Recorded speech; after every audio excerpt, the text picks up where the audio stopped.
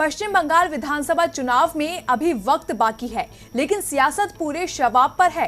BJP ममता के गढ़ पर निगाहें टिकाए बैठी है। सत्ता हासिल करने के लिए बीजेपी पूरा जोर लगा रही है, अपने पुराने नेताओं को भी वापस ला रही है।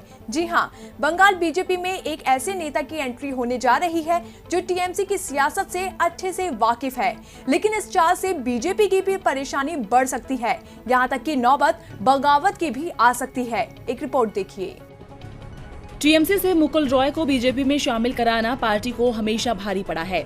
रॉय की वजह से ही बीजेपी में रार छिड़ी है। ये मनमुटाव और बढ़ सकता है क्योंकि मेघालय के पूर्व राज्यपाल तथागत रॉय ने बंगाल की सक्रिय राजनीति में वापसी की इच्छा जताई है। तथागत रॉय ने जल्द ही बीजेपी ज्वाइन करने का ऐलान किया है। उनका ये ऐलान बंगाल में बीजेपी के दिग्गजों को परेशान कर सकता है।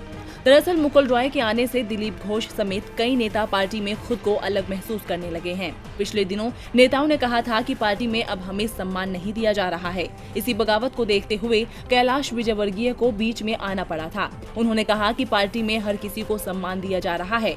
विजयवर्गीय के दखल के बाद पार्टी नेताओं के सुर शांत हो गए थे, लेकिन अब एक बार फिर तथागत रॉय की एंट्री से बवाल छिड़ सकता है। रॉय उत्तर पूर्व में 3 राज्यों के राज्यपाल रह चुके हैं। इसके अलावा रॉय 2002 से 2006 तक बीजेपी की बंगाल इकाई के अध्यक्ष और 2002 से पार्टी की राष्ट्रीय कार्यकारिणी के सदस्य के तौर पर काम कर चुके हैं। माना जा रहा है कि तथागत रॉय विरोधियों को पस्त करने में एक अहम रणनीतिकार साबित हो सकते हैं।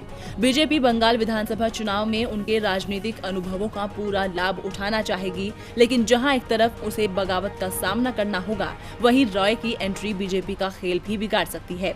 दरअसल तथागत रॉय अक्सर अपनी बयानबाजियों को लेकर चर्चा में रहे हैं और जहां जहां बीजेपी ने बड़बोले नेताओं को कमान दी, वहां वहां उसे मुंह की खानी पड़ी है।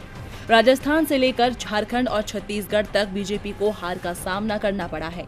अब देखना होगा कि रॉय के आने से बीजेपी की राजनीति किस ओर जाती है।